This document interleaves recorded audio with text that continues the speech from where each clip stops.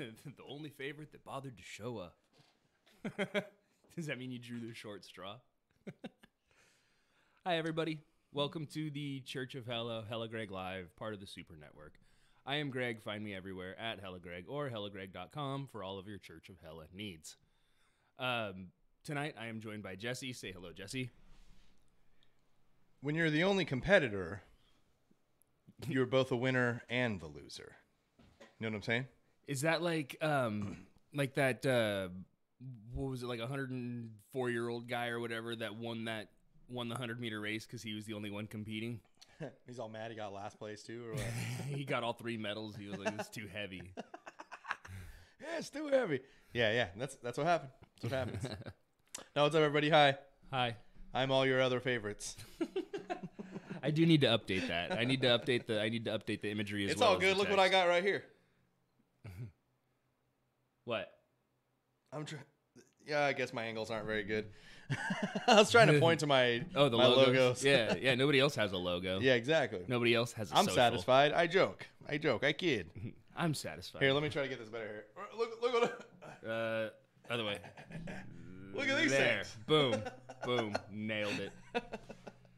Why do I always move the wrong way? It's because it's I know, but you know that. No, I know, but it's I know. It goes against it because for how long have you been looking in a mirror and been like, okay? Every time I put a toy up or something, I'm like, oh, it's got to go this fucking wrong way. Okay, got it. Yep. Nailed it. So hey, Titanic, huh? Yeah. So I do appreciate everybody being here. There was we got a special shout out from the Bloody Babbles podcast. So if you're here from that, I appreciate you. If you're not here from that and you appreciate a good true crime podcast, please go check out the Bloody Babbles podcast. There, you can see me. It was just sitting on you. Oh. Yeah, I'm bad with these camera cuts, man. I'm still on my phone. No, it's fine. This is business, I swear. Yeah, it's no, if you appreciate a good true crime podcast, please go check out Bloody Babbles podcast. They're good at what they do. And they're fantastic people. So please go listen. If you're listening to this podcast, I appreciate you. If you're watching on YouTube, I still appreciate you. If you want to listen back, we do have the podcast. So, you can do all that stuff. Everything goes up the day after the show in case you miss it. Feel free to chat it up, earn points, get involved in the conversation. Don't forget to spend your channel points. You can gamble them, heist, all that stuff. Subscribe, donate, or tithing. I guess that's what it's called. click around a little, you'll find everything. Hit exclamation point commands for a list of things you can do in the chat. I already named some of that stuff off, so just be on the lookout. Today, Titanic. Today on hellagregLIVE. Yeah, I've got a sinking feeling about the Titanic, but This guy. no, I was mentioning earlier. I have a bunch of poor timed puns. Perfect. All nice and lined up, and if we navigate this correctly, we'll run right into them, or at least skitter along the side. So. What's funny is in our early relationship of like as adults, because we were very good friends in high school. We did music together, and we kind of like we went separate ways for a few years. As you do. We came back together. You grow apart. It happens. You were the king of too soon. That's So I feel like the Titanic now. You can't be too soon. right. I'm so, ready for some hot takes. I guess so it's just been a while. a lot of these might not land. They might just leave you cold. Oh. See, hit and miss. I giggled. So yeah, that's what we're here for today. We're gonna giggle about the Titanic. That was more of a chortle, damn it. Hell, I'm already ruining things. You ruined everything, ruiner. So the RMS Titanic, most everybody knows about it. We all learned that it was a traumatic boat crash that caused a lady to throw a really expensive necklace into the ocean, and that was pretty much the whole story.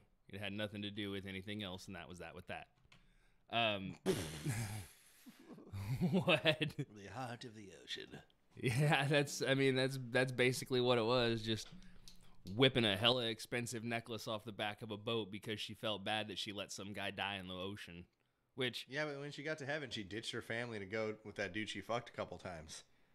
yeah, I guess. I mean, that's what heaven is, right? Yeah, I guess. So No, it doesn't exist. that's just an expression. There ain't no heaven. So the RMS Titanic was a British passenger liner. It sank in the North Atlantic Ocean April 15th, 1912. It launched, a couple days before that, and then April 14th, in the late hours of the night, it clipped an iceberg, sank, and yeah, that was pretty much all she wrote.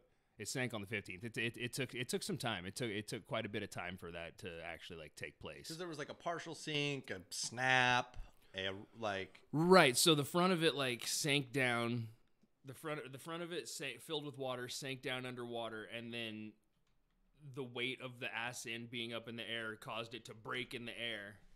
And then the scene in Titanic, that's all pretty accurate, right? Right. Like the way the ship goes down is incredibly accurate. Well, so one thing From what I understand, the stars in the sky in that movie, like they placed the stars correctly so that that wouldn't surprise me. So I learned like later in life after seeing that, years after seeing that movie, that James Cameron was like one of the leading people who goes down and actually he is number one. Like he's the dude. Yeah, and he like goes down and he investigates the Titanic, and he's like undersea deep sea diving. I don't know and if like he does anymore, but he at one point owned the record for like the farthest anybody's ever gone down in a submersible.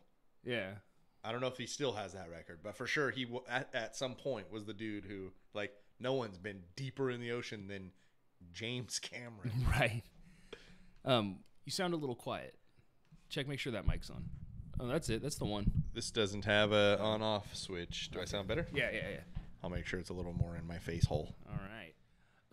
But yeah, it was James Cameron, he did the thing, man. He like he made moves. He's the one who like got down there and investigated. So like everything in that movie is like as far as the ship is concerned, like placement of stars in the sky and all that, I wouldn't put it past him. That makes total sense. Like he seems like one of those guys. He seems like as a youth, he was the guy at Comic-Con going, I noticed that in season 4, episode 16, when Itchy's playing Scratchy's rib cage like a xylophone, he strikes the same rib twice in succession and produces 2 totally different sounds. Are we expected to believe that they live in a world where that's possible? I hope somebody got fired for that mistake. You know what I mean? Like that's just kind of how he seems like as a person. Well, I don't remember what exactly or how I found that out. It was just like, do you remember cracked.com? Yeah. It was like 6 things in movies that they put a ton of work into that nobody noticed. Yeah. And it was like number 1. It was like the entire time, if you see the night sky in Titanic, it is accurate to what the night sky would look like at that date and that time in that location. Like that was a very important thing to him. And I just thought that was Yeah, I get it. I mean, it has nothing to do with the real Titanic. We're talking about the movie, but I just thought that was an interesting fact. Right, but I mean, fuck it. If you're going to CGI a massive ship sinking, might as well CGI the sky around it. There you go. Nah, say. Or maybe he time traveled. I don't know. Well, James Cameron. Different episode. All right. So, in reality, we're only one lifetime removed from the sinking of the Titanic. That's crazy. Like, you know, your great grandma could have been on there. You know, like that. I don't know. That's just nuts to me. The fact that like April 15th, 1912. 12. I thought it was the 20s for some reason. No, still April 15th, 1912. Yeah, I mean. Not mine. Right. I've got a line of young families. Gotcha. It could be my great. But I mean, it's no. I get what you're saying. That is insane. I mean, it's less than 108 years ago. Yeah, like you could have a great grandma who was like, "Oh no, I totally like remember that in the news." You know, like it's right. Yeah. No. Totally. No, you would. 108 is pretty old, man. Well, no. I mean, it's people are still out there kicking. So. It's just, I mean, I think the oldest American still alive was Leslie Brown, born September 22nd, 1904. Oh, do you think that, or is that something you have written yeah, down? No, that's sure? just a little. Well, that was as of October 22nd, 2018. Oh, so, yeah, some shit has happened since then. Nicole, then correct us. Well, correct Greg because I didn't prepare anything, but. Help us out. Like if there's cool stuff that we're like hitting around and on that we're not quite getting right or we're missing something, get in there. Get in there, dog. I did. We were talking earlier. I told her that. Uh-oh. Did it not redeem it? He doesn't have enough. Oh. So I told her we were going to be talking about this, and I said, you know, there's a lot. Down where your nuts hang. There it is. You should have just asked. I could have pushed it for free. I got that money. I want some more sound drops. Please clap.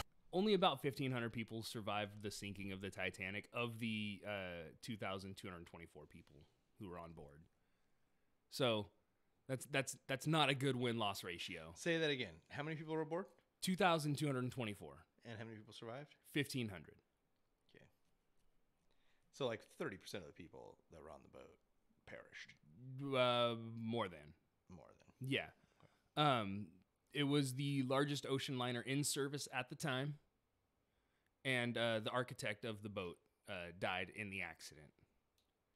It was constructed in Belfast by the shipyard Harland and Wolff, and it was captained by Edward Smith, who also died in the sinking of the ship. Captain's got to go down with the ship. That's the rule. And I assume that's why he did that, because like, you remember? Do you remember that cat that sank that Italian cruise liner like 6 years ago or whatever it was? Like, you remember the pictures of it like out at sea? It was capsized. Yeah.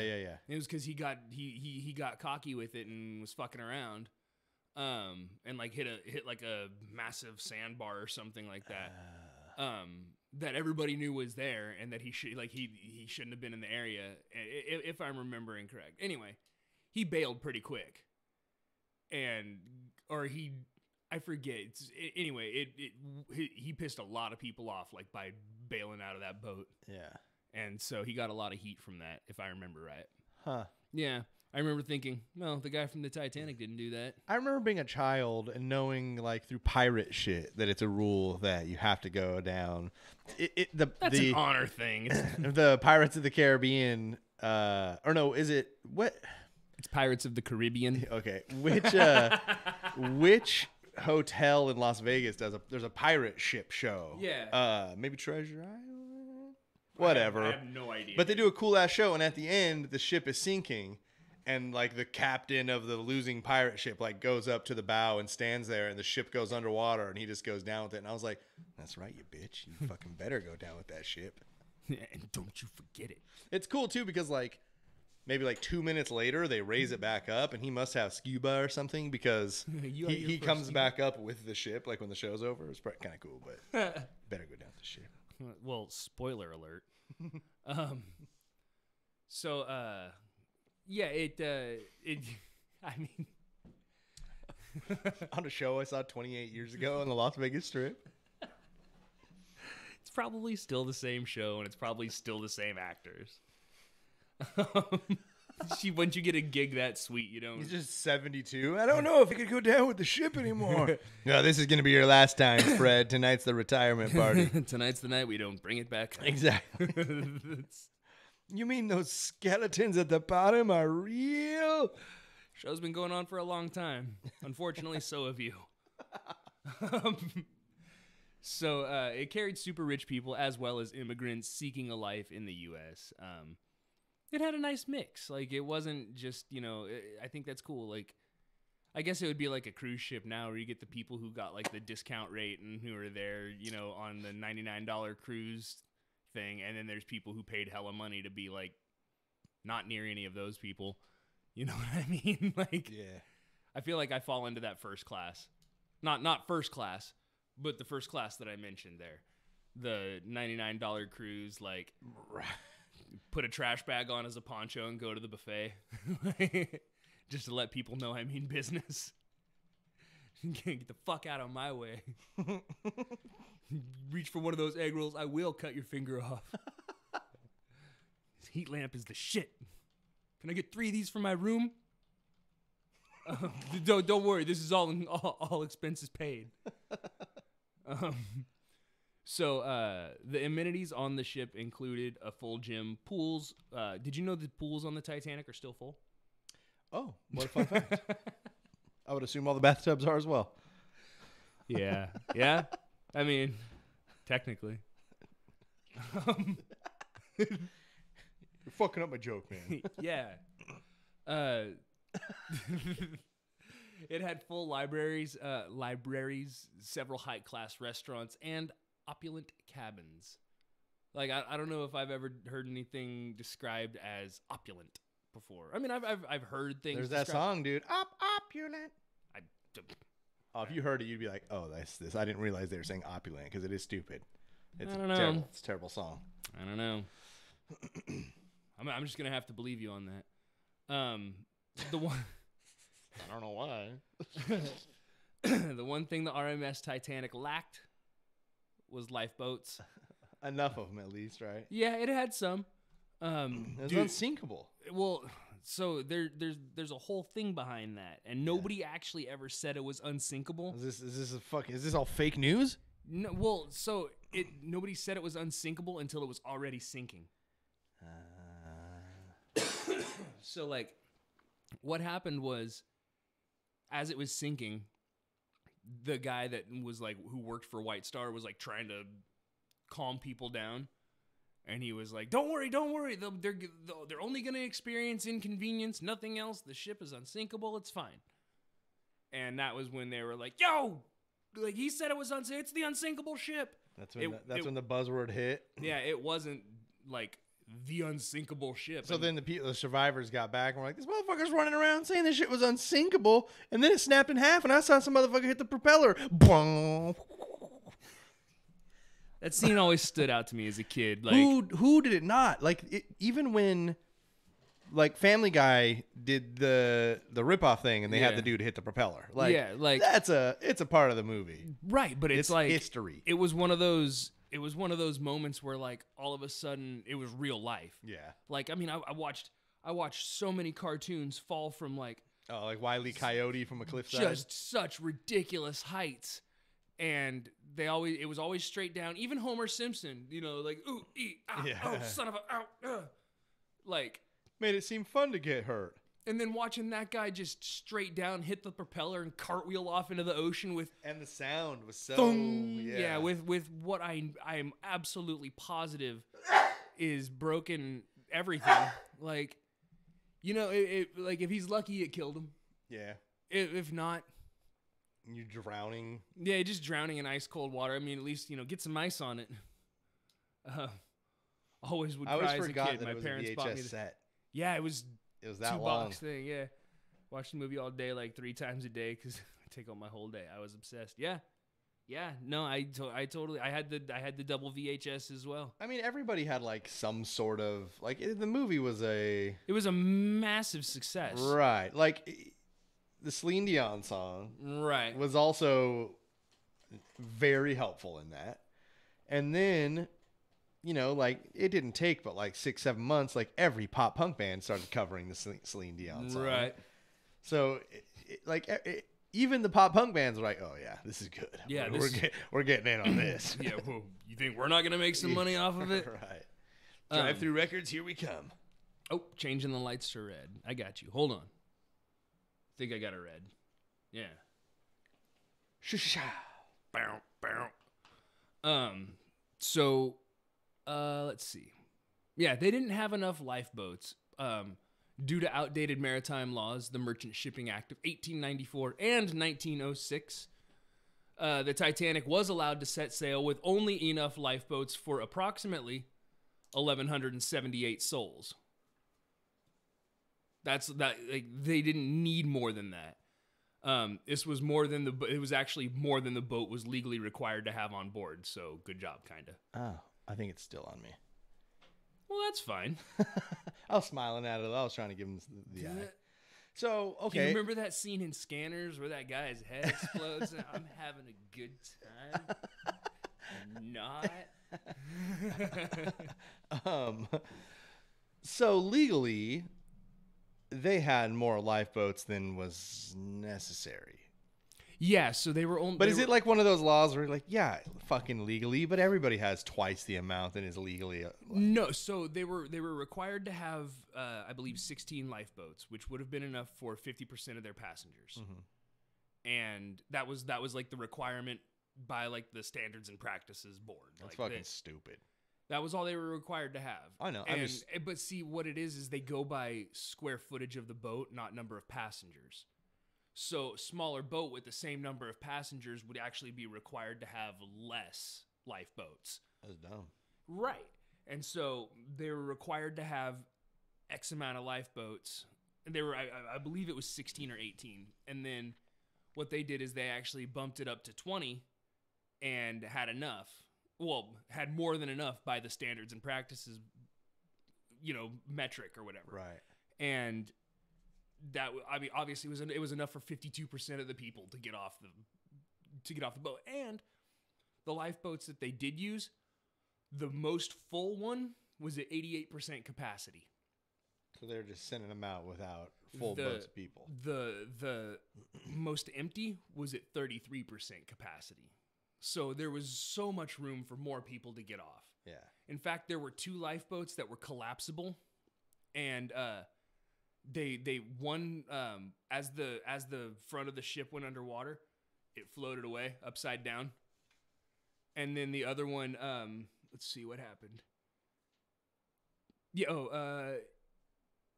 Yeah, one floated off the ship as it sank, and one floated away upside down just before the ship went burp.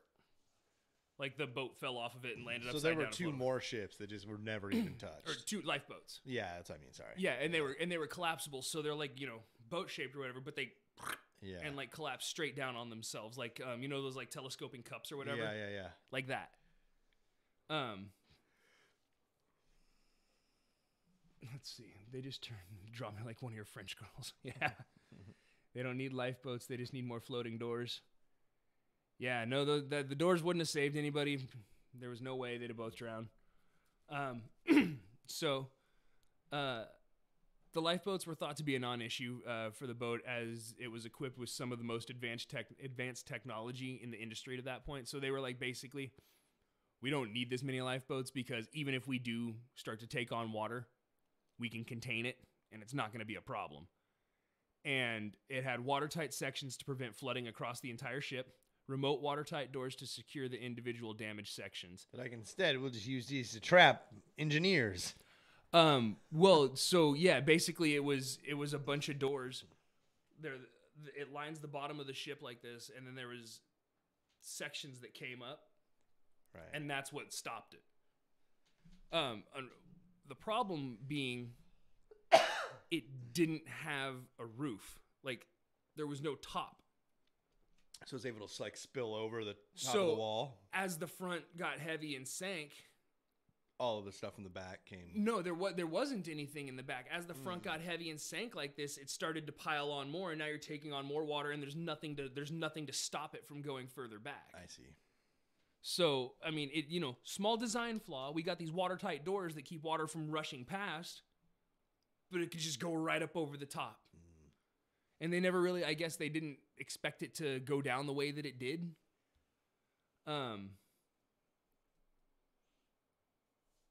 Yeah, it was, hey Slammy, what's up, dude? Welcome. Thank you for being here. Lurking while I put the baby to sleep. Yeah, I put the baby to sleep to the soothing sounds of the Titanic crash being a lie. Yeah, no roof is seen from above. Like if you were looking down, it had no lids. It had no way to contain the water. So that was. I know that's how like tanker trucks are now. Like inside tanker trucks, it has they're able baffles. to they're able to go over, but they wouldn't be floating and have the ability to. They have baffles in there, and that the purpose of the baffles in a tanker truck is to keep the water from sloshing around when they take off and slow down. Yeah, and yeah. And that's essentially what this is just baffles that stick up like this along the way. But they should have been like self-contained like tanks. Essentially, yeah. If it had been like a sealed box, like a pressurized sealed box, and it starts filling up with water and you can shut that one off and only take on water in that compartment or the two compartments or whatever that got damaged, you're probably not sinking a boat. You know what I mean? Unless it takes on a lot of fucking water and a lot more damage. The radio was quite impressive piece of technology at the time. It was noted to be the most powerful ship radio in the world at the time. Unfortunately, all that communication. Let me try this again. English isn't my first language. Unfortunately, all that communication power did. How you say? Yeah. It did little to nothing to help the events of the night. Like we've got the best radio in the world. Can't use it. Yeah. Still, also like the fastest people can get here is like ships. Well, and there was a. It's not like they're dropping helicopters with ropes. Like, come on, let's get you out of that water, everybody. Yeah. It was like, oh, we got to pull you up this 80-foot side of this ship now. Like, yeah. Also, it's gonna take us 3 days to get there. 1, 2, 3, pull. Just fucking 40 people with ropes pulling people out of the ocean. Are your arms still inside the vending machine? Are you still holding on to the stuff? Let go. So they did receive multiple warnings about the ice on the course that they had plotted. Due to a conversation the captain had with the crew of the radio room, most every warning was ignored or not passed on if it was acknowledged by the radio room. So there was some never let go. There was some people who said that they were trying to break a speed record, and that's why they took the course that they did and didn't listen to any of the not trying true. Some Charles Lindbergh shit. Right. Okay. Not true. Not true. That's not what happened. In fact, there was a faster route that they could have taken, but he went the route that he went to specifically avoid ice. He didn't. Terrible at knowing where ice is. No, see, he didn't do the ice run. Like, he didn't do the speed run. It wasn't a thing. He went to go around the ice and didn't go around enough. Basically, he didn't swoop down enough to loop back. Like, yeah, you get it. So the crew, they were also pretty tied up at the time. They were relaying telegrams from and to passengers. Like, so in 1860, for example, a 10-word telegram sent from New York to New Orleans cost $2.70. About $65 in 2012. So probably more now. Yeah. When the Transcontinental Telegraph opened, the cost was $7.40 for 10 words. So it costs about $210, while a 10-word transatlantic message to England costs about $100. So, Interesting. yeah, they're you got a bunch of hoity-toity first class passengers. Paying a bunch of money for someone to be all. Yeah. See that video on Reddit of the guy kicking ass at it a couple weeks ago? What do you have? Telegraph. But he was just like Revolution. going super fast. Yeah. That's crazy. He's like an old dude though. It looked legit. Someone was like, "How do we know he's not just an old guy? None of us know he's not doing Morse code right now." Right. He's like, "I'm gonna fucking get these kids." Imagine being able to understand Morse code. But a tap dancer would drive you nuts. So the last safety issue that the creators and the crew of the Titanic failed at was the other life-saving device on board, life jackets and life preservers. Oh, I was gonna say a thick enough hole. That's. I mean, see, I think the long con has been going on since then. They were like, "Oh, an iceberg sank the Titanic. Global warming. That's it. We're starting it now." Yeah, I mean, it's going to take some time, but by the time we're done with you, it may not be today, and it may not be tomorrow, but by the time we're done with you, the ghosts of the Titanic will be laughing at in the blood of the melted icebergs. Just bathing in the blood of icebergs. I mean, Rust me if you must, I will win. This is the kind of world that I want to live in. Where global warming is a creation of big business to get revenge for. Yeah, because it's real, so it might as well just be as evil as a thing as possible. That's the way I see it. Fair enough. So they kind of skimped out on the life jackets. Well, they didn't really skimp out on the life jackets. There is actually about 3,500 life jackets on board. So there's plenty. However, how the fuck ever. Look, it's down there where all that water is. Yeah, go get them. Look, they floated up. Can you swim? No, that's why I need the life jacket. So the water is 1 degree Celsius.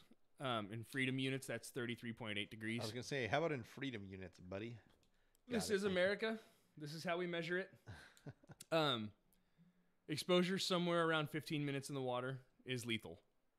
Yeah, I mean, it's one step above being solid ice. It's literally the coldest water that it could be. Coldest water. I mean, you're literally, it's sustaining a massive chunk of ice that just sunk your boat. Right. And, when you go up to Shaver in the early summer and get in and you're like, oh, fuck. That water's 52 degrees. Right. You know what I mean? Like, that's. If that. And you think you're going to die. Yeah, it's probably like 50, 58. Yeah. So, it's insane to think about. Yeah. Well, so one guy survived. He was like a cook or something like that. And he slammed a bottle of like cooking sherry or something like that before it went down, and it thinned his blood enough to keep it.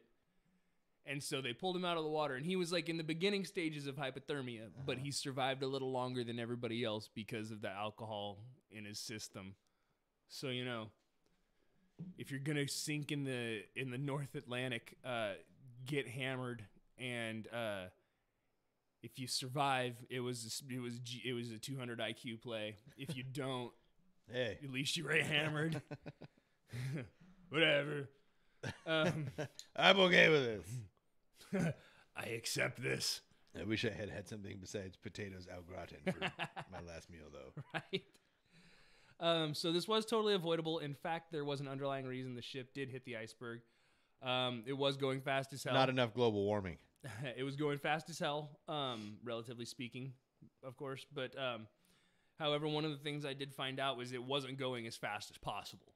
So it was actually going slower than other ships that would have taken the same route. Because he knew that he was still near ice, right? Just thought he had gotten around it. Right. Essentially, they had it plotted out where ice would have been, like, in theory. And see, this seems like it was maybe global warming's opening gambit, where like we're gonna heat up real fast and crack this ice off and send it over there and fuck that ship. And so you're saying global warming started it? Yes. Titanic put a hit down. Global warming was like, all right, bitch, you think you're smart? Yeah. You think you Launch you that Titanic too. See what happens. You think you can just cross my ocean? Which I've heard is a thing. Is that real? I am a Mother Nature. I don't know. I don't know if it's real. I'll look it up. Please do.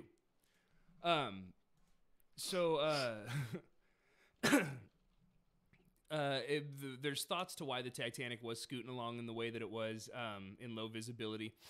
The owner of the White Star was on board, and if the ship arrived ahead of schedule on its first outing, there would have been pretty good press coverage.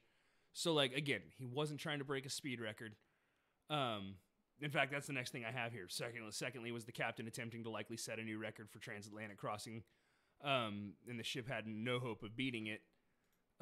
So they were just boogieing along anyway, which wasn't a thing. So, just a couple of things to keep in mind. Like they were scooting along, but it wasn't like insane. They weren't because it was supposed to be like the biggest, strongest, and one of the fastest boats, right? That was like it wasn't the fastest, and like I said, it wasn't even moving at the fastest that it could move. It wasn't even moving at the fastest that it maybe should have been going. Right. It was cruising along at a pretty good clip, but in low visibility, and I think that's where the it was going too fast came from, because in low visibility, you gotta you know what I mean? You gotta slow down. Like when you're driving, when you're driving in fog, you're not doing 45 when it says 45. Yeah. You know what I mean? So slow your boat down a little bit. So really quickly, the Titanic 2, which is what it's really called, is going to set sail in 2022, reports USA Today. Tell me it's following the same route. And no, this isn't viral marketing for sequel to James Cameron. This is a real thing that the Blue Star Lines is spending $500 million on and has been planning since 2012. And it will follow the same route. Yes. It will carry 2,400 passengers and 900 crew members. Woo! Almost exactly the same number as the original. On top of that, its maiden voyage will sail from Dubai to Southampton, England, then to New York, taking the same route of the original, which after all was so popular and famously hit an iceberg. So it's maiden voyage with only the crew is from where it was built in Dubai to London, which is different, because Belfast is not in Dubai. No, but that's what they're saying is it's no only the crew from Dubai to London, then it's loading up everybody and going from London to New York. That's its first real maiden voyage. The Dubai to London is the taxi down the runway. Yeah, exactly. It's the first 12 miles your factory car gets put on it, because they had to drive it onto the truck and take it off and drive it down the road and take it to the detailer. Yeah, exactly. I got you. Sign me the hell up. Tickets are around $10K. Woo! I'm trying to get those jack prices. I'll sleep in the bottom. Hey, Jerry Smith is already on it, dude. Yeah. Remember that episode? He's so into the Titanic. I forgot. Beth's not into it, and yeah, the maid was. Cape Fear. So for fun, the conspiracies. I know there's a lot of them. There's one that it was an insurance scam, and that it was sunk to pay for another boat that was damaged. So, no, go ahead. What do you got? Before you said it was damaged, I was going to say it was sunk to pay for the Titanic 2 coming 2022. Right. We decided 110 years from now, we just need some time to work out some kinks. We're going to sink this piece of shit before then and let our great grandkids wonder. This is going to fuck them up. Yes, it was the Olympic, which is the sister ship. So the Titanic was never sunk, but renamed the Olympic and operated under that name until it was decommissioned. The Olympic was sunk because it was too costly to repair. So the Olympic was another cruise liner that was almost in almost every way identical to... Just not quite as big?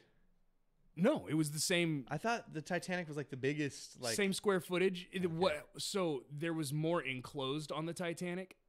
So the Titanic had like a back deck area that was enclosed like a patio, and that added to the enclosed square footage of the ship, which is what made it the biggest. It was like it weighed the most because of that extra material. Gotcha. But other than that, it was identical to the Olympic, except for the number of portholes that it had down the side. Like the Titanic had 13 and the Olympic had 11 or something like that. You know what I mean? Sure. It was just, and then one of the smokestacks. One of the smokestacks was absent from the Olympic. Okay. So this theory says that they sank the Olympic because it was too damaged, but said that the Titanic sank. So what happened was the Olympic was out at sea and was run into. It was rammed by a smaller boat, and it caused damage in the hull. This company's got some bad luck. White Star Cruise Lines, just look out. I hope there's an Olympic 2 out there right now, just like scooting around like, we doing this again? So it was run into by a little boat called the Hawk or something like that. And it damaged the hull. And what they did was they got everybody off. Everybody survived or whatever.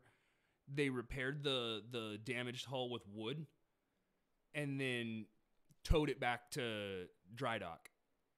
And it was put in dry dock side by side with the Titanic, which was being built at the time. Uh-huh. And then the Titanic was launched with the Olympic still in dry dock.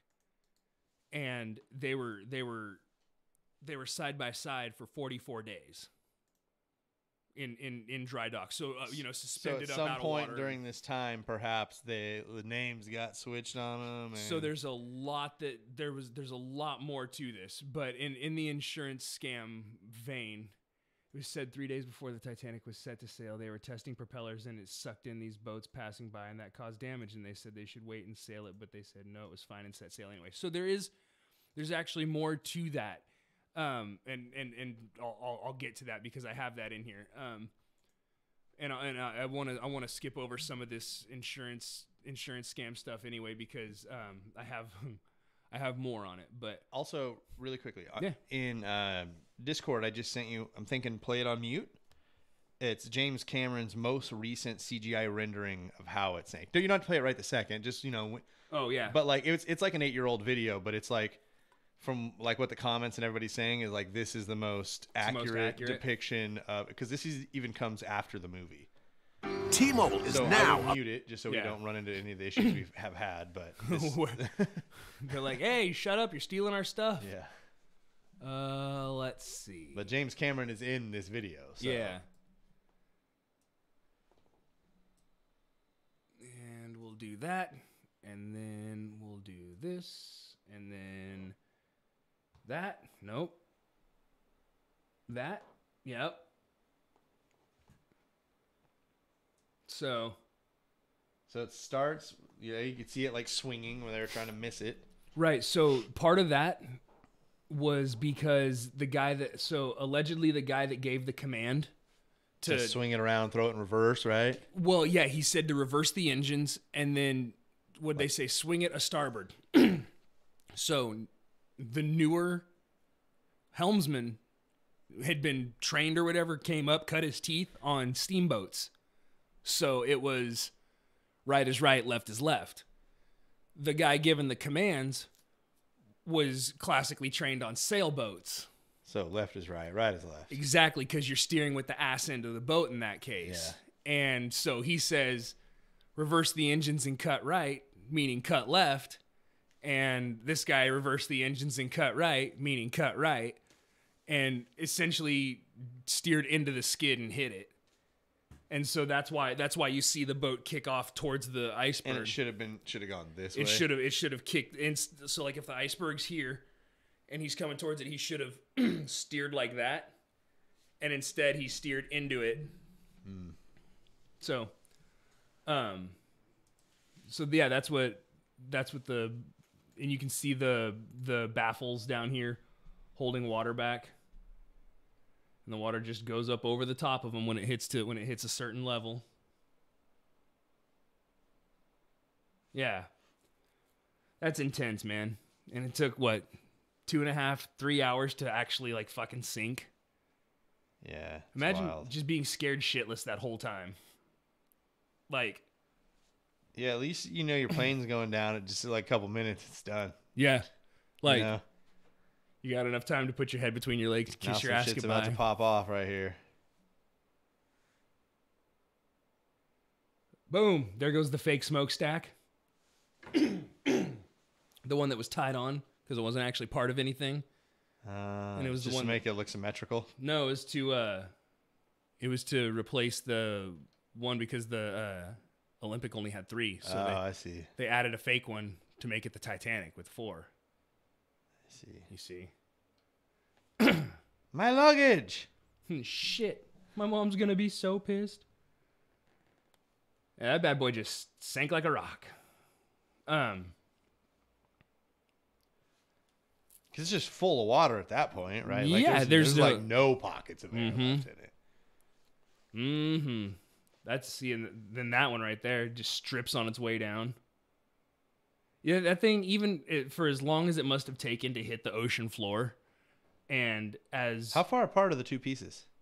I don't know. Probably Curious. a few hundred feet, I would imagine. You know, when I was typing in, is the Titanic 2 real? Because Yeah. I wasn't sure if... When you type in, is the Titanic, do you know what the first thing that is on Google? Really, the Olympic? No, real. Oh, really? Is the Oh, Titanic Jesus. real? I know. I know. I hate that. I hate it.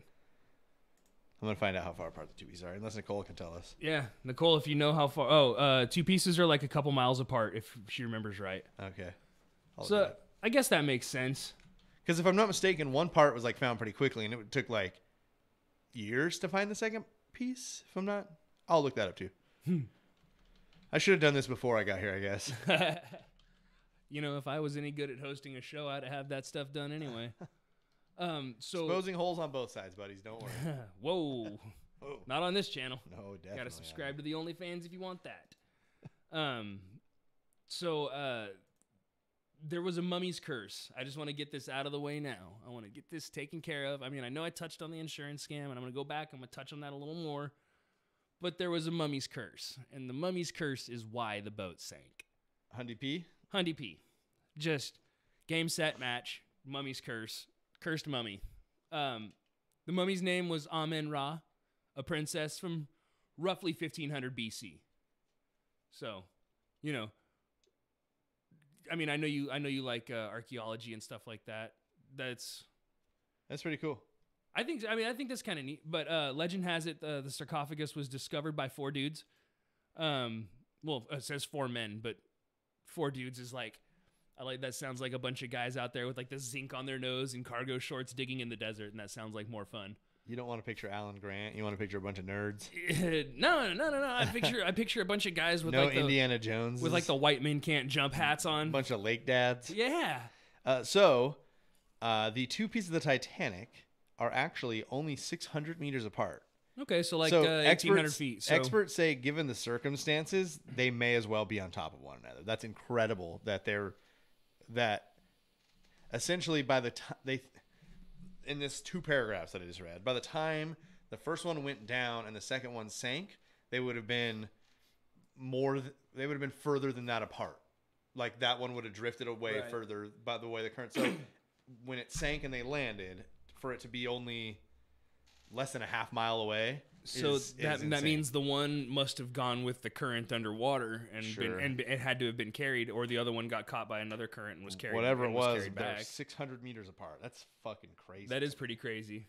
In that James Cameron thing that we just looked at, right at the end, it showed him pretty close, and I was like, man, that's like a small stretch for a couple miles. Yeah. Like that shit's not to scale, is it? So that's crazy. So legend has it that the sarcophagus of Amen-Ra was discovered by 4 men. The highest bidder of them, like they were like, okay, we're divvying this up.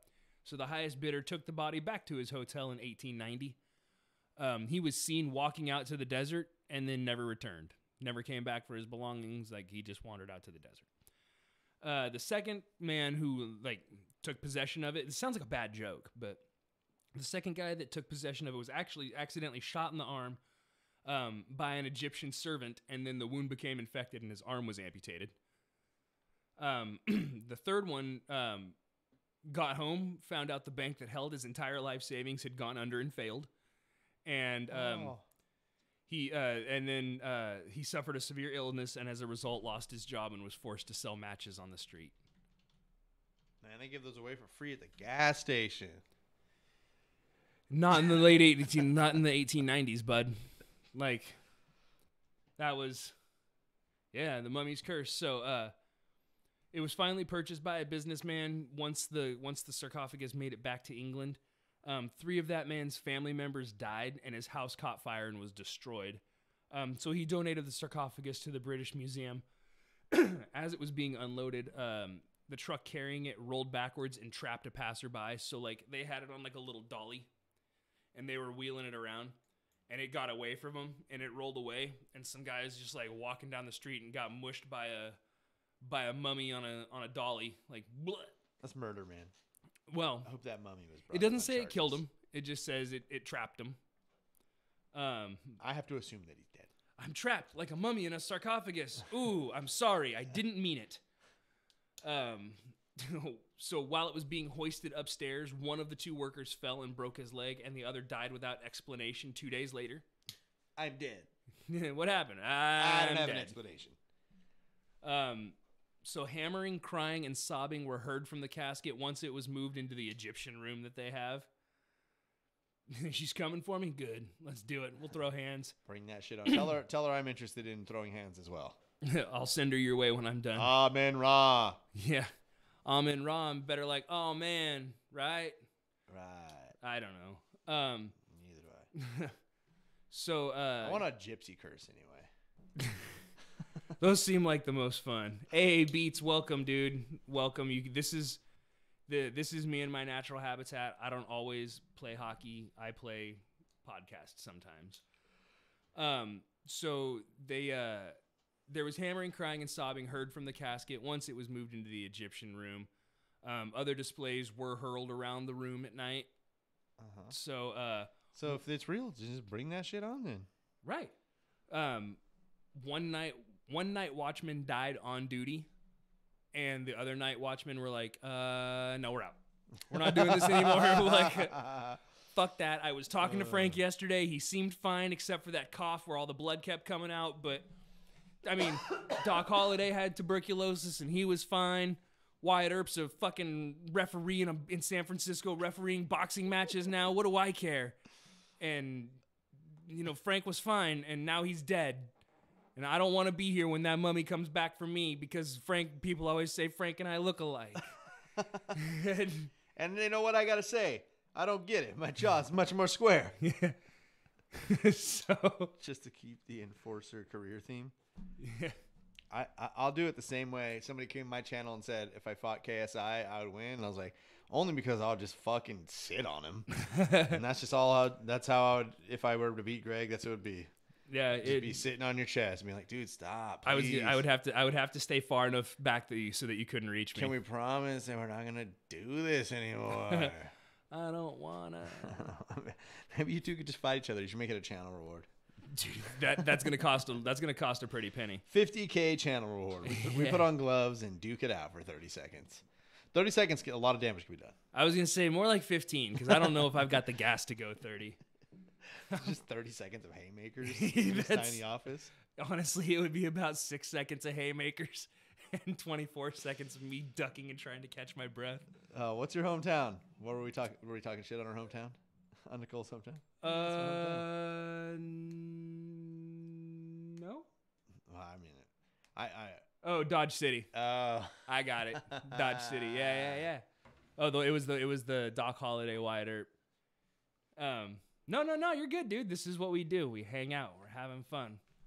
Plus, I mean, I'd fight Jesse, but he doesn't want the smoke. I'm just kidding. I don't want the smoke. I don't have the energy. Again, one night watchman died. That inspired others to quit. They all pieced the fuck out because he died on duty. I mean, again, they're also like, hey, you know what, though? We heard some other shit about this fucking thing, too. This isn't the first guy, goddammit. We're out of here. Hey, Mikey, pack up your shit. Let's go. I like to Hey, I'm walking here. They're They're in England. I don't. Hey, dude. So you can't be from New York and move to England all of a sudden, huh? There was a fucking ship making transatlantic journeys. They got a bunch of Teamsters from New York. It's like, hey, listen. The countryside is beautiful and the labor is better. Beats said, fuck England. He's from Scotland. Yeah, fuck England then. Yeah. It's funny. I like people's strong opinions when I've been playing hockey and stuff. One guy jumped on and saw I was playing for the Kings, and he was like, fuck the Kings. And I was like, yeah, man, whatever. Fuck them. Yeah, fuck them too, man. Scottish have a way better accent, too. Yeah. Sorry, England. We already said it. Fuck you. Yeah, you heard the man. We were you. We gave that shit up. We moved on. British newspaper got wind of and the photographer went to go see the casket. When he developed the shot he took, a horrifying face was said to appear in front of the casket. The photographer locked himself in his room and shot himself. As a result, he got spooked by a picture and killed himself. That guy's just kind of a puss. Ooh, scary picture. Someone else afterwards is like, dude, this is his thumbprint from the negative. Right. I learned that shit in photo. I can't take it back. It was eventually sold to a private owner and banished to the attic after more misfortune. Madame Helena Botlovsky visited the mummy. If anybody is familiar with their European occult people, she was Hitler's guide to the occult. She because the Nazis were kind of like infatuated with the occult, and no way. She was right, go figure. And she was his like go-to. He would reach out for her. She said upon entry, she was seized with a shivering fit and searched the house for the source of, quote, an evil influence of incredible intensity. She said she finally came to the attic and found the mummy case. She was asked to perform an exorcism, but refused, saying that evil is forever. So, even Hitler's witch said no. And I know witch is the wrong term, so all my pagan ladies out there, don't be mad. I'll be mad at him. Put hexes right now. No, please. Just start Somebody bleeding, bind him. Bleeding from orifices.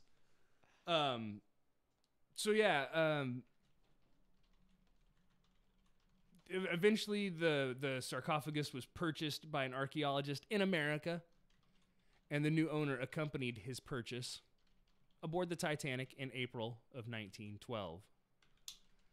In reality, according to the manifest of the Titanic, there were 0 Egyptian artifacts aboard. Strike one.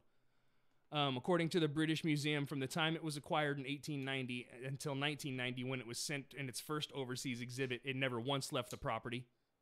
Strike two. And the reports of the mummy came from one person on a lifeboat named Frederick K. Seward. He was a lawyer from New York and said he heard a story from someone at the bar on the boat. So his last name was Seward. Yeah, strike three. You are out. You are out. Yeah, I mean, it's like, if you share a even mildly traumatic experience with somebody, it's bonding, sometimes for life. Yeah. So if you're sitting in a lifeboat and some dude's telling you all this crazy shit, I'm assuming the lifeboat you're talking about is one from the Titanic after it had sunk. Yes. Yeah, you might just be eating up all that shit that guy's saying. You're all in shock in a fucking sinking ship, all beat down. And he's like, hey, this is all because of a mummy, right? I know, man. I fucking love you too, dude. We're going to make it through this together. Out. Serious? Amen. Ra!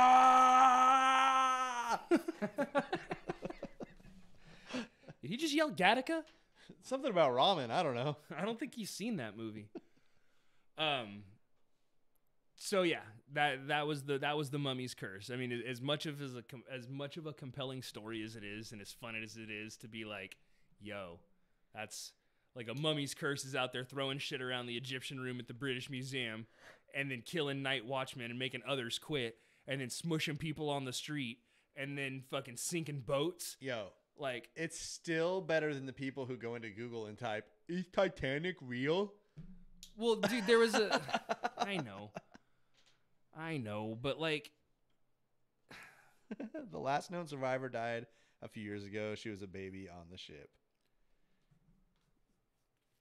wait, is it, Chris? So like, Leonardo DiCaprio There- and Kate Winslet paid for her service. right? But when you think about it, like, people years from now are gonna think that it was only a James Cameron movie. Yeah. Like, that's why that question exists in Google right now, is because people see it and they're like, wow, that was a really great movie. How did he come up with it? What year did that movie come out? What was that, like 98? Like 95? Dude, did you know? I mean, you probably did because you researched this. I had no idea until right now that the Titanic was only discovered in 85. Yeah. Like, it took 73 97. years. 97 was 3 the movie? hours and 15 minutes. Yeah. It was the first movie I was telling Nicole at the beginning in chat. Then how old is Leonardo? Yeah, the ship will be disintegrated after a certain amount of time. I'm sure it's made of wood, isn't it? No, it's steel. Oh, okay. But I was telling Nicole, it was the first movie I ever saw like without my parents. I took a girl. Hey. And I remember being like, man, this is a long time to just hold hands. My hands are all sweaty. Do I let go at some point? Does it mean my commitment isn't good enough? I want more popcorn. Do you think she'll be upset? Gotta be his great grandfather, Chris. So yeah, I wanted to talk a little more because I'm pretty much I'm getting close to the end here. I got a little bit more on the insurance scam, and then that's pretty much all I've got. Oh, we're going back to insurance scam, huh?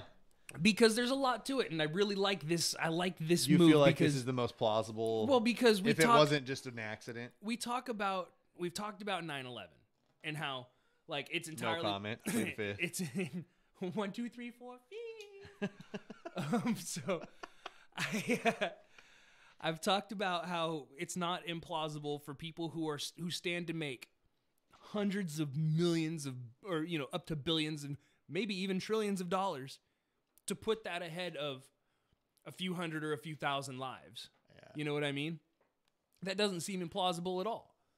And some people It happens literally every day. all the time. It's called capitalism. Yeah, right. Everybody loves capitalism till the poors do a capitalism. Stop doing a capitalism, poor people. Shout out Wall Street bets. You were shutting you down. One share each. So the RMS Olympic was put into commission in 1911, also made by White Star Lines. Almost identical to the Titanic, same square footage, but the Titanic had more tonnage, therefore was the largest in the world. Okay. It had a few structural differences, like the number of portholes and the absence of the enclosure on the promenade deck. So that's what I'm saying. There was like a back patio that existed, and on one but not the other. In later pictures, the Olympic looked identical to the Titanic because of remodels that were done after it was wrecked. So while it was dry docked, they were like, well, we're going to upgrade this a little bit and make it look like the Titanic because that's the unsinkable ship. But they never said that. I heart tonnage. Yeah. Until the end. Right? Someone said it at the end. Gotta love the tonnage, man. It's the girth that gets you. So the Olympic was rammed by a smaller boat and had some structural issues. It was costly. It was costly to insure, and it was going to cost them about $850,000 to repair. At the time, it was going to cost them $850,000 to repair. How much did it cost to build? I don't remember exactly, but I believe the Titanic cost about $7 million to build. So That's crazy because Titanic 2 is costing $500 million. well, I mean, see what $7 million in That's true. 1912 equates to. That's true. Thick. That's right.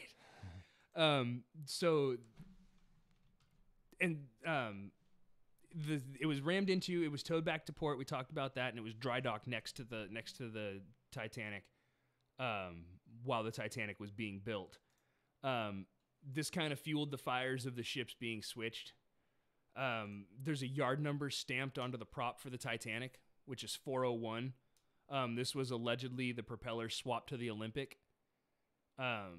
during an investigation of the wreck, a propeller with 401 stamped onto it can be seen. But so the Olympic, its like ID number was 400. So all the props, all the engine pieces, all the internal like cargo pieces that had, you know, like they've got crates that have life jackets in them, and all those have 401 painted or 400 painted on them, and so on and so forth.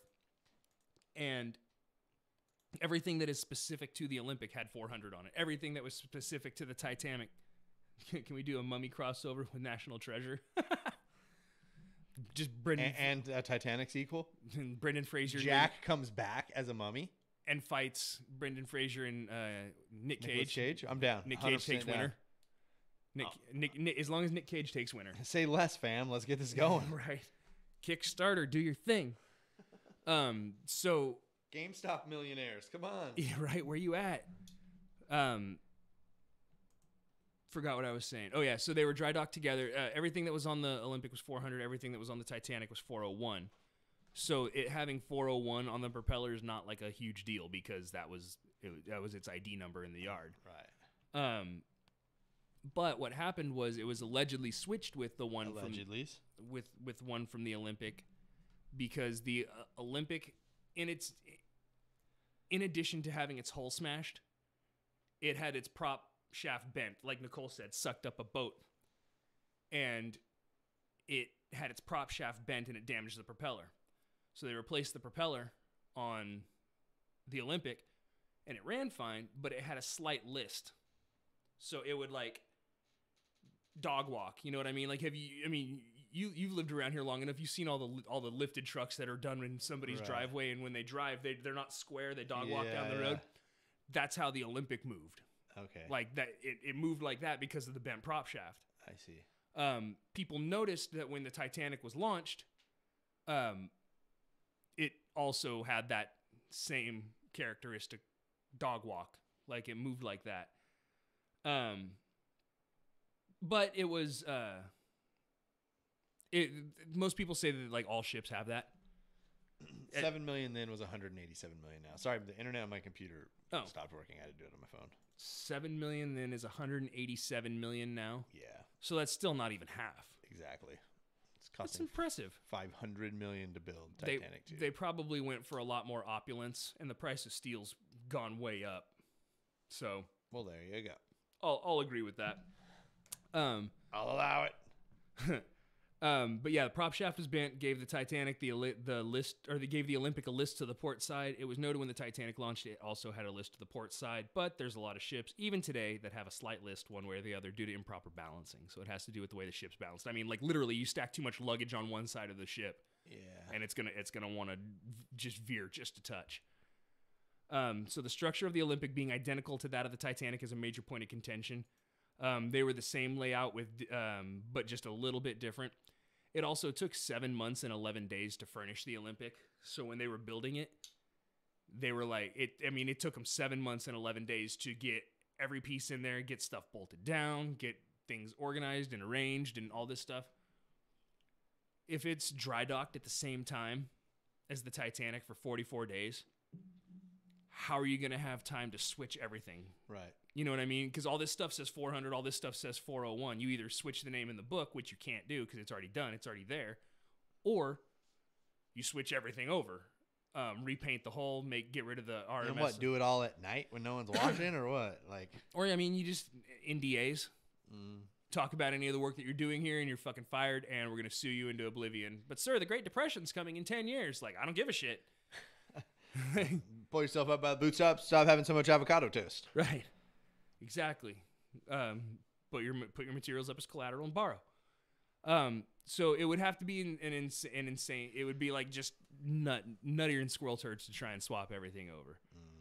And then there's a little bit more, but it's not so much. Well, it's a little bit into the insurance scam, but J.P. Morgan. The bank guy, the business magnate, what do they call him? A robber baron. He wanted to establish the Federal Reserve because the way it was structured, he would make so much money, it actually physically pains me.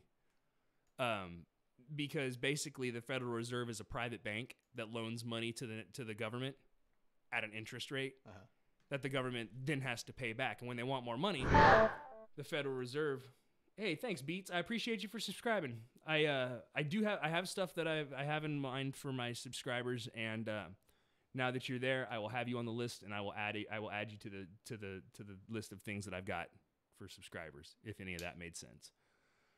But yeah, the way it works is that the Federal Reserve loans money to the U.S. government, and when they need more money, the Federal Reserve prints it and then loans it right out to them. So, like, $1 is not actually worth $1. It's worth $1 and some change because of interest. Right.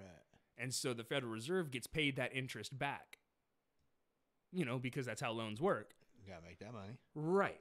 So if you've got a controlling interest in the Federal Reserve and you're literally holding the purse strings for the nation, like, that's a pretty powerful position to be in. It's not too far-fetched to think that 1,500, 2,000 lives might be worth that if you've got that kind of power. Right. So there were people who were like, nah, like that, you can't be doing that. Can't be having this Federal Reserve. That's not cool. They thought it was morally ambiguous at best to literally rob every person in the country. There was a man named John Jacob. Much better.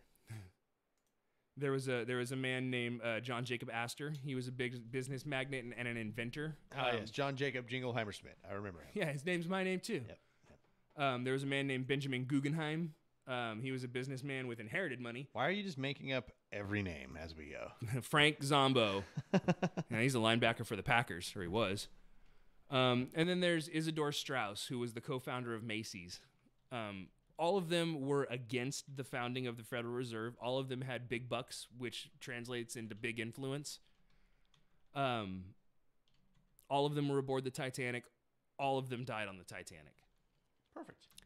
J.P. Morgan, who was supposed to be on the Titanic as he was a financial backer and a co-owner. Well, in my notes here, because I'm not good at typing, it says financial baker. But he was a financial baker and a co-owner of the Titanic. So he went in on it with White Star and like bankrolled some of the Titanic. And as you know, it seems like he would stand to gain a lot from this ship going down.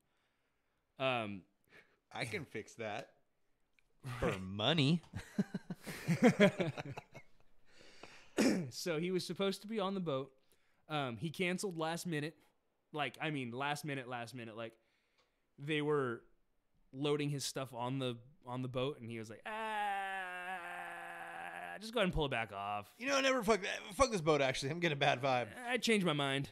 And they were like, why? And he was like, You ever heard of Amin Ra? He was like, I'm not feeling well. And they're like, oh, well, okay. So, best not to upset the stomach. So he decided not to go on the most luxurious cruise liner to ever be built. The boat, my tummy hurts. Right, like, yeah, I don't feel good, even though I own this thing. So he decided not to go. However, a few days later, he was spotted on the beach in France. So he's feeling better, dude. I guess it's like when you stayed home from school because you didn't feel good, and then somehow after The Price is Right, you were feeling good enough to go skate with your friends. Yeah. There was also Milton Hershey. He put it like from Hershey's chocolate bars. They're known as a pretty altruistic and great company who doesn't do anything terrible. He like Nestle, right? Yeah. He or like any chocolate company, right? Real he put a deposit on a room on the boat as well, but also backpedaled at the last minute. But the running theory for that is that J.P. Morgan essentially tricked these people onto the boat, knowing that it was replaced with the Olympic, knowing that it was going to sink, or it had a much higher potential to sink because of the slapdash repairs. Because you're not going to put, 20%. Slapdash. Well, you're not going to put 20% of the cost of a new ship into repairing a ship that you know is just going to sink. Right. So maybe put some old backup scrap iron over it, rivet it in place, hope it makes it. If it doesn't, you're $5 million richer, which is crazy. So they insured the Titanic for $5 million. It cost $7 to build. That seems stupid. Right. Seems dumb. unless the Titanic didn't sink, and the Titanic was over there being built for $7 million, just chilling in dry dock with the name Olympic on it, and the Olympic sank, then they get $5 million out of it. Nobody, and nobody's going to question it because that's such a gigantic case of insurance fraud. Massive. Like, it's one thing to be like, yo, and I'm not saying this is an acceptable thing to do, but it'd be like, yo, I have this homie, you know, he'll take your car, he'll put a rag in the gas tank, he does a thing, you know what I mean? I know you're laughing because in high school, there was we know the same guy. Yeah. I was never anywhere, I never drove anywhere near a nice enough car for that to even be a thought of mine. But even that's a big thing to ditch and get rid of. Yeah. We're talking about a several 100 feet long ocean liner. It's just the biggest ever built. It seems too much. Yeah, no, it's an insane move. But like I said, if you could sink it with almost shout out Izzy. if you could sink it and get 3 of the people who are voting to keep you from being probably the richest person in the country dead and out of your way, and now there's nobody standing in your way from becoming the richest person in the country, and you get to double dip and collect the insurance money for the Titanic sinking, which $5 million split 2 ways. So you're saying that Bezos is probably planning right now to somehow get Elon Musk on Titanic 2 so that he may regain his title of richest man in the world. Elon, stay away from Titanic 2, bro. Just a theory of mine, but still. He's like, no, come right on my spaceship. Okay. Actually, no, I saw what happened to the windows on the Cybertruck. No, thank you. When he smashed it and was like, oops. Fuck. So this is going to be better eventually. Yeah, we fucked up. We overplayed our hand. Shouldn't have used a shot put. What can I say? We tested it with golf balls, Elon. So yeah, that's pretty much all I've got on the Titanic. You know, it's there's a lot more to it than what I just brought to the table, but it's not bad for an hour and 15 minutes of shooting the shit about a boat that sank over 100 years ago that apparently people aren't even going to believe exists anymore in the next. So what's crazy is, this is off subject but on subject. All right. Is that I read a thing in The Athletic, which is like, you know, they're a sports online magazine essentially, where something like 75% of current elementary school students don't know who Michael Jordan is, or current elementary school basketball players don't know who Michael Jordan is. And so when we're talking about a boat that's 110 years old that sank and has since been a movie that puts it in a lot of people's minds as a fictional event. Well, because the events were so like overly dramatic with the way this massive ship came up out of the water and snapped in half, and the guy hitting the propeller. But Michael Jordan retired he played his last game in the 2000s. So it hasn't been a full 20 years. As a wizard. Right, but I mean, still. So it hasn't even been a full 20, and already kids are like, who?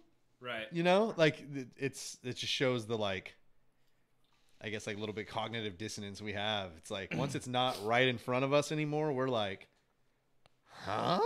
Oh yeah. Yeah. Forgot about that guy. Or you never learn about him. You never learn that it was a thing. And you're like, oh, that movie? For sure. Yeah. My mom watched it. Her name's Nicole. She said it made her cry a lot when she was 6. Oh, that was a real boat? Yeah, I mean, I can't wait to hear what your daughters have to say when they're a little bit older and they can, like, you know, see the movie and then be like, yo, Dad, is that a real thing? Is that a real boat? Is it a real story? You can be like, yeah, go talk to Greg. Hey, ASM Melser 63. Hello, welcome. Thank you for being here. You caught me right at the end of the show, but hey, you're here nonetheless, and I appreciate you for it. Yeah, like I said, I'm pretty wrapped up here. I don't have a whole lot more on the Titanic. Actually, I don't have any more on the Titanic. I just encourage you to, go out and read about it. Go out and not necessarily like dismiss everything that you get, but like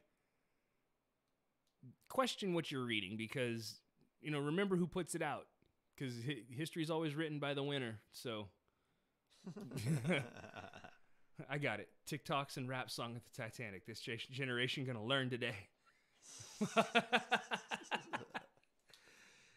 Chris, please make sure to tag me in any and all of those. See if you can even sample that Celine Dion song. I'm sure it'll be a banger. Any plans on my next conspiracy podcast? I don't really know yet. If you got suggestions, I'll be happy to take them.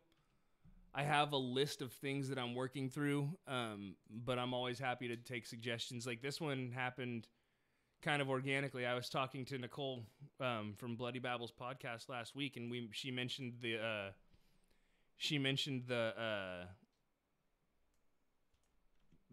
Titanic, and I was like, oh man, I should do that next week.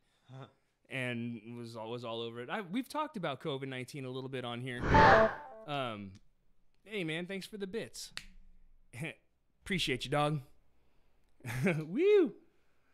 We've talked about COVID-19 on here a little bit, and I mean, essentially, like, if you really want to get into it, there was a podcast called Death and Co.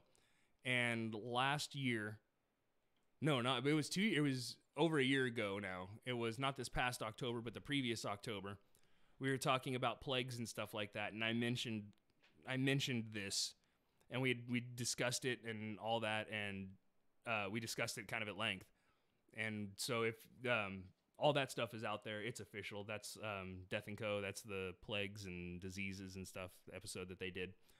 So we're all sick of talking about COVID. That's what I think. The Rona's got you. I got my test results back while we were doing the show. Sick. Yeah. No, not sick. Actually, yeah. Yeah. I rolled the dice. Nice. I it would have been funny to be like, yeah. Fuck. But yeah, no. So there's that. Jesse, do you have anything else you'd like to say at the end of this show here? Tons of stuff. Not any that I'm allowed to say though.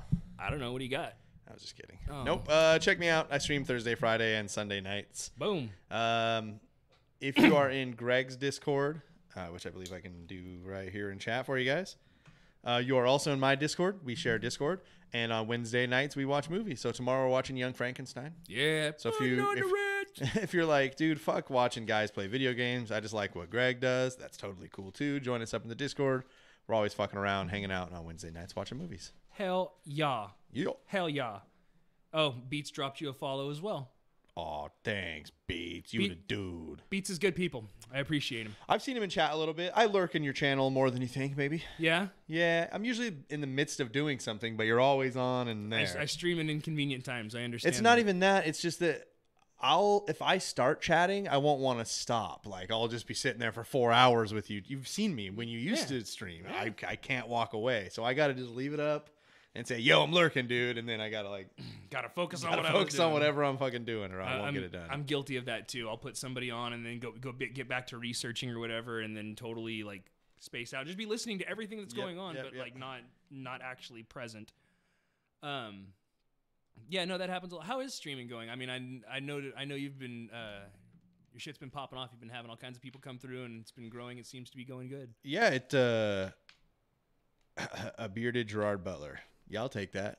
Seeing as most people call me like Zach Galifianakis and shit, so if you're gonna give me that motherfucker, I'll tell you that. I'll say, you know what I'll say to that?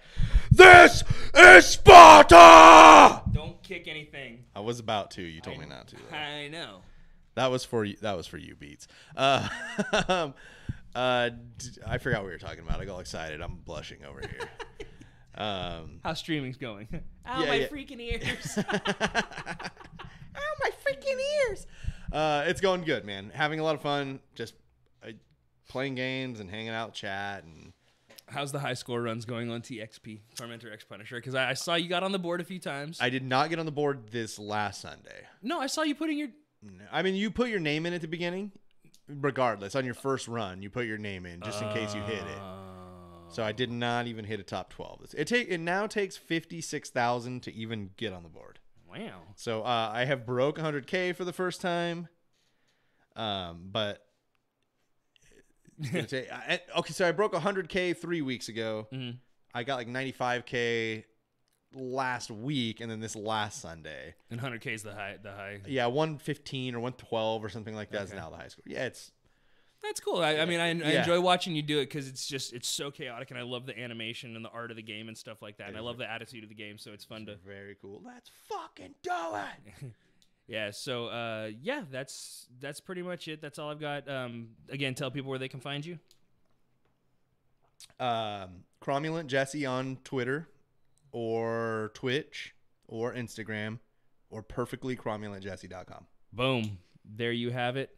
You can find me at hellagregLIVE everywhere: Twitter, Facebook, YouTube, Twitch, Instagram,